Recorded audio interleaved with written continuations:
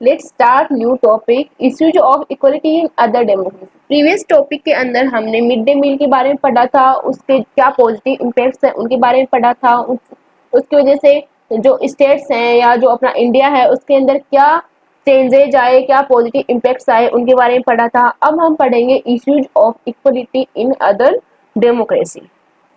अब तक जो चैप्टर में हमने पढ़ा वो हमने सिर्फ इंडिया के बारे में पढ़ा कि इंडिया के अंदर कितनी इक्वलिटी है, कितनी इनइक्वलिटी है, कितनी इक्वलिटी लोगों को मिल पा रही है, इक्वलिटी नहीं मिल पा रही है तो उसके पीछे क्या कॉजेज हैं।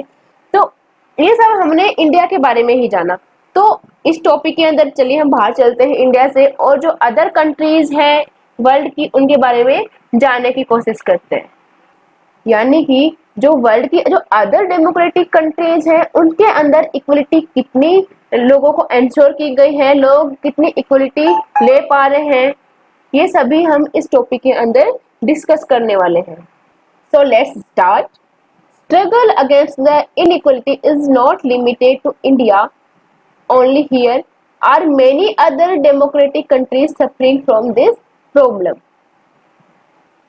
अब जो स्ट्रगल चल रहा है इक्वलिटी के लिए या फिर स्ट्रगल चल रहा है इन इक्वलिटी के अगेंस्ट, ये सिर्फ इंडिया तक ही लिमिट नहीं है। There are many other democratic countries suffering from this problem. India के अलावा और भी बहुत सारी कंट्रीज हैं जो इस टाइप की प्रॉब्लम से सफर कर रही हैं। अब वो कौन सी डेमोक्रेटिक कंट्रीज हैं जिसमें अभी भी अनइक्वलिटी है या इक्वलिटी को एस्टेब्लिश करने में प्रॉब्लम्स आई हैं।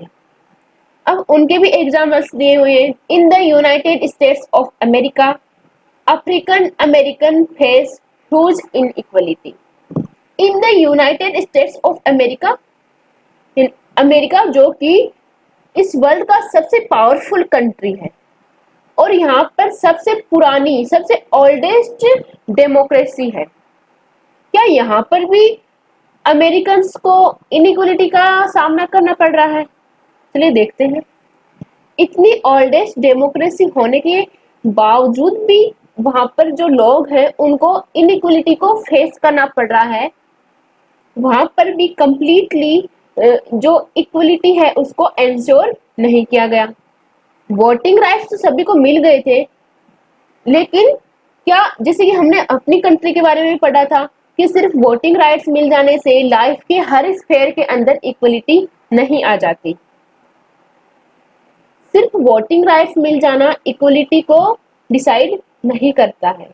इक्वलिटी को डिसाइड करता है हर स्फेयर, भले ही वो कास्ट के बेस पे हो, भले ही वो रिलीजन के बेस पे हो, भले ही वो रेस के बेस पे हो, भले ही वो क्लास के बेस पे हो। अगर हमें हर स्फेयर के अंदर इक्वलिटी मिलती है तब हम मान सकते हैं कि हमें इक्वलिटी मिल रही है। तो यहाँ पर हम एग्जांपल्स देखते हैं यूनाइटेड स्टेट्स ऑफ अमेरिका का। तो यहाँ पर जो अफ्रीकन अमेरिकन हैं उन लोगों को बहुत सारी इनइक्वलिटीज को फेस करना पड़ता था। अब ये अफ्रीकन अमेरिकन कौन है और उनको इनइक्वलिटी को क्यों फेस करना पड़ता है, चलिए देखते हैं। अफ्रीकन अमेरिकन कौन है? जैसे कि पहले स्लेवरी सिस्टम चलता था। अब क्या हुआ, बहुत सारे अफ्रीकन को स्लेव बना के कहाँ ले जाया गया? अमेरिका ले जाया गया। तो उनको क्या बोला गया? African American. अब क्या होता था कि जो अफ्रीकन होते थे उनकी स्किन क्या होती थी? ब्लैक होती थी, और जो अमेरिकन होते थे उनकी स्किन क्या होती थी? व्हाइट होती थी। अब जो लोग अफ्रीका से गए थे वो धीरे धीरे अमेरिका के अंदर सेटल होने लग गए। तो क्या होता था, जो अमेरिकन लोग थे वो अफ्रीकन को अपने इक्वल नहीं समझते थे, क्योंकि वो उनको ब्लैक दिखते थे, उनकी स्किन ब्लैक हुआ करती थी और वो व्हाइट हुआ करते थे। तो क्या होता था कि उनमें रेस वाली जो इनइक्वलिटी है वो होने लग गई। अमेरिकन खुद को सुपीरियर मानते थे और अफ्रीकन को क्या मानते थे? इंफीरियर मानते थे, क्योंकि वो उनको स्लेव समझते थे। अब जैसे कि अफ्रीकन को लेके ही स्लेव बना के लेके गए थे, तो क्या करते थे अफ्रीकन वहां पर काम करवाया जाता था उनसे।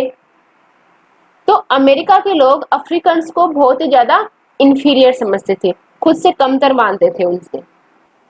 अब अफ्रीकन वहां पर वर्क करते थे, तो धीरे धीरे क्या हुआ, अफ्रीकन लोग धीरे धीरे वहां पर एस्टेब्लिश होने लग गए। अब जो अफ्रीकन लोगों की क्या हुआ, बच्चे हुए, फिर आगे आगे जनरेशन बढ़ना स्टार्ट हो गई। अब क्या हुआ, वो लोग हो तो अमेरिकन गए रहते, तो अमेरिका अमेरिका में थे, लेकिन क्या हुआ, वो बिलोंग कहाँ से करते थे, अफ्रीका से। अब क्या हुआ, जो अफ्रीका से जो लोग गए थे वो क्या हुआ, अफ्रीकन अमेरिकन हो गए। वो क्या हुआ, नेटिव अमेरिकन नहीं थे, यानी कि वो हमेशा से वहीं पर नहीं थे, वो बाद में वहां पर गए। तो क्या हुआ, जो अमेरिका के जो नेटिव लोग थे वो लोग उनको एक्सेप्ट नहीं कर पा रहे थे। तो क्या हुआ, जो अफ्रीकन अमेरिकन थे उनको बहुत सारी इनइक्वालिटीज को फेस करना पड़ रहा था। African American were treated extremely unequally in the United States and denied equality through law। यानी कि जो अफ्रीकन अमेरिकन थे उनको बहुत ही अनइक्वली ट्रीट किया जाता था, एक्सट्रीमली अनइक्वली ट्रीट किया जाता था। और जो यूनाइटेड स्टेट में जो रूल्स थे, जो लॉ था, वो भी उनको इक्वलिटी प्रोवाइड नहीं कराता था। जैसे कि अपने इंडिया में जो कॉन्स्टिट्यूशन है वो सभी को इक्वल लॉ प्रोवाइड कराता है, सभी के लिए सेम रूल्स हैं।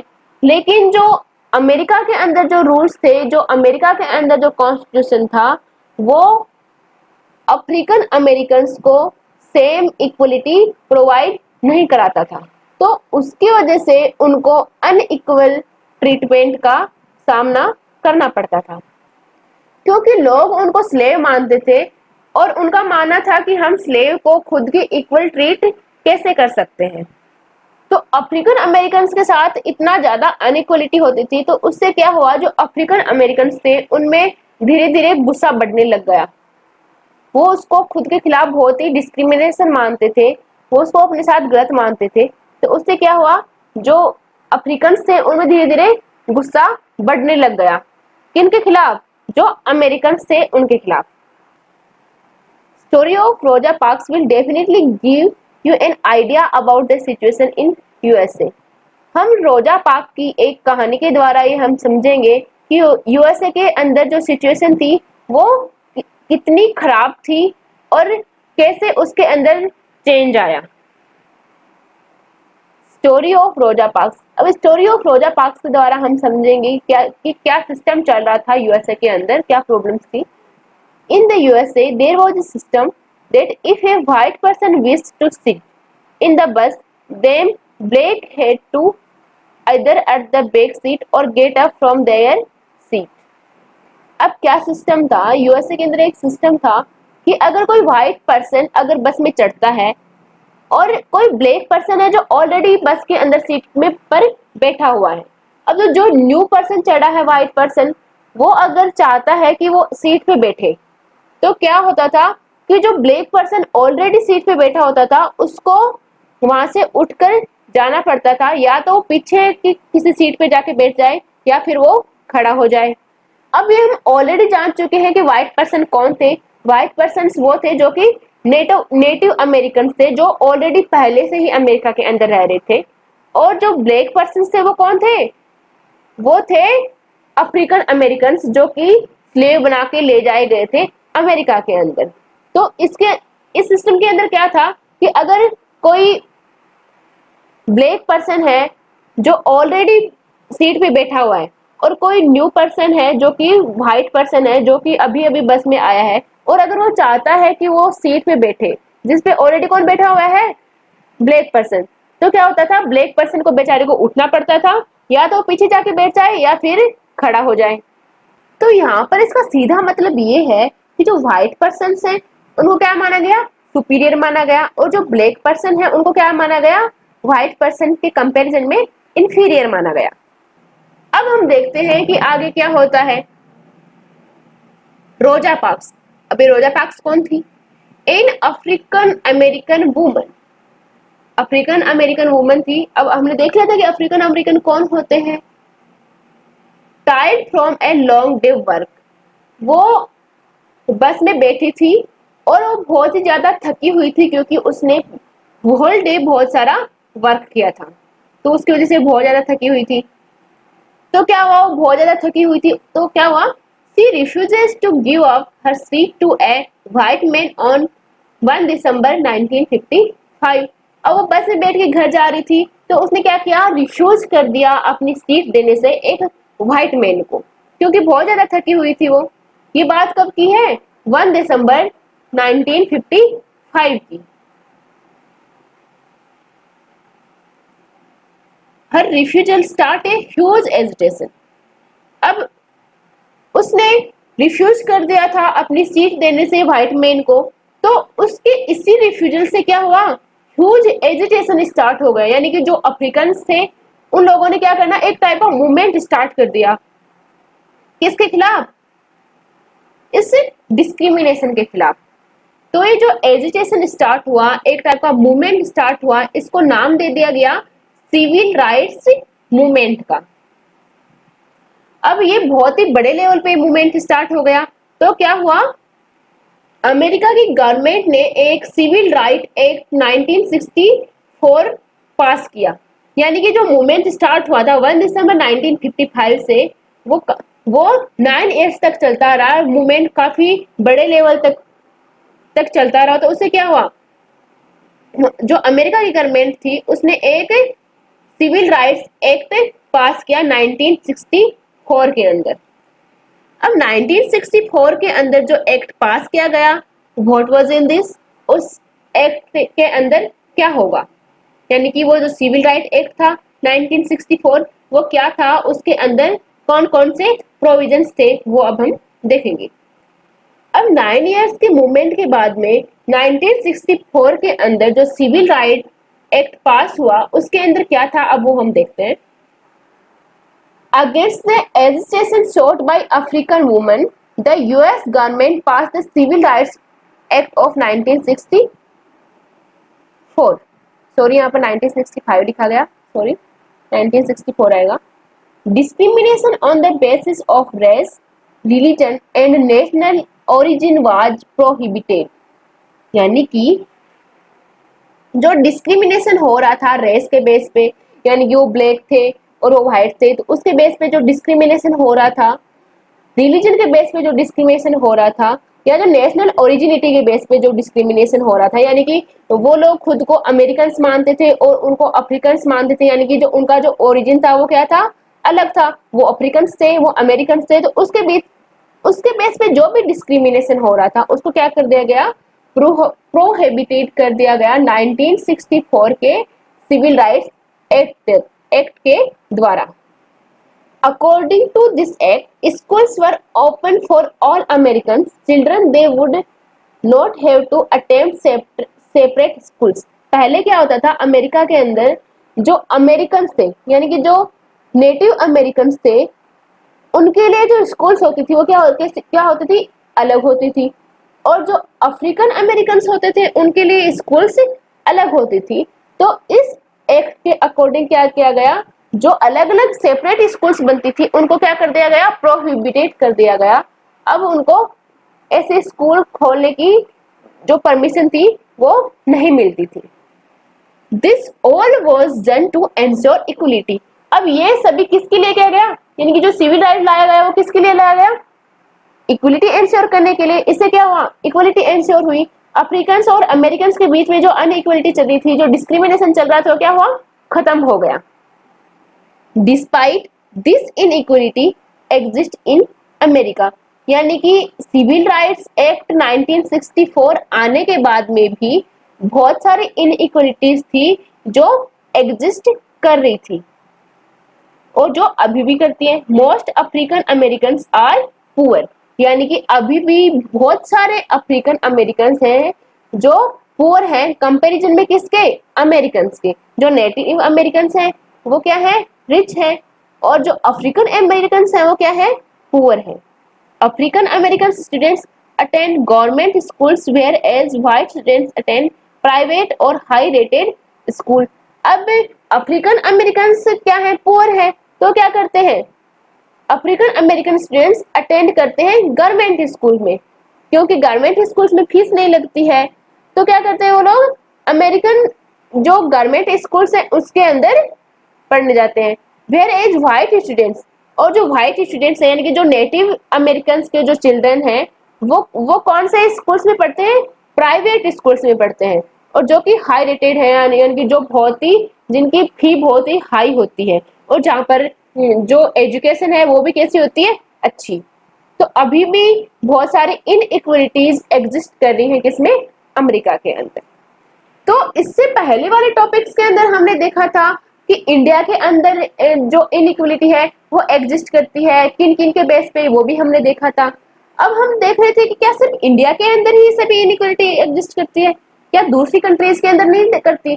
तो हमने देखा एक सबसे पावरफुल कंट्री के बारे में, यानी कि अमेरिका के बारे में, क्या वहां पर भी इनइक्वलिटी एग्जिस्ट करती है।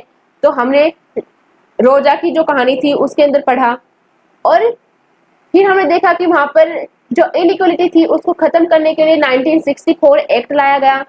लेकिन वो 1964 जो सिविल राइट्स एक्ट था उसको पास होने के बाद में भी वहां पर बहुत सारी इनइक्वलिटीज है। वो इनइक्वलिटीज कौन सी हैं वो भी हमने देखा। सो let's start new topic, challenge of democracy के अंदर। अब इस टॉपिक के अंदर हम क्या पढ़ेंगे, चैलेंज ऑफ डेमोक्रेसी, यानी कि डेमोक्रेसी के अंदर कौन कौन से चैलेंजेस हैं। जब हम इक्वालिटी के बारे में पढ़ रहे थे प्रीवियस टॉपिक्स के बारे में, तो हम उसको किससे रिलेट करके पढ़ रहे थे, डेमोक्रेसी से रिलेट करके पढ़ रहे थे। तो अब हम उसी चीज को देखेंगे कि जो डेमोक्रेसी है उसके अंदर कौन से चैलेंजेस आ रहे हैं जो कि डेमोक्रेसी को फेस करने पड़ रहे हैं। अब क्योंकि डेमोक्रेटिक कंट्री को इक्वलिटी को इंश्योर करना रहता है, तो उस इक्वलिटी को इंश्योर करने में डेमोक्रेसी को कौन कौन सी प्रॉब्लम्स का सामना करना पड़ता है वो भी हम इस टॉपिक के अंदर देखेंगे। No country can be described as a being completely democratic, यानी कि कोई भी कंट्री खुद को कभी भी कंप्लीटली डेमोक्रेटिक कंट्री नहीं बना सकती, डिस्क्राइब नहीं कर पाती, क्योंकि जैसे जैसे हमारे राइट्स फुलफिल होते जाते हैं हम नए नए राइट्स की डिमांड करते जाते हैं। Individuals try to expand the idea of democracy and push for a greater recognition of equality on various issues. जैसे जैसे हम डेमोक्रेटिक कंट्री के अंदर या डेमोक्रेसी के अंदर जैसे जैसे हम अपने एक्सपेक्टेशंस को बढ़ाते जाते हैं, वैसे ही इक्वलिटी का जो क्राइटेरिया है हम उसको भी बढ़ाते जाते हैं। तो push for a greater recognition of equality on various issues। तो क्या है, इक्वलिटी मिलने के बाद में भी हम और चाहते हैं कि हमें और ज्यादा इक्वलिटी मिले, लोगों को और ज्यादा इक्वलिटी प्रोवाइड कराई जानी चाहिए। लोग चाहते हैं कि उनको ज्यादा लिबर्टी मिले, उनको ज्यादा इक्वलिटी मिले, अलग अलग स्फेयर्स के अंदर लोगों को और ज्यादा चांसेस मिले जहां पर वो इक्वली परफॉर्म कर पाए।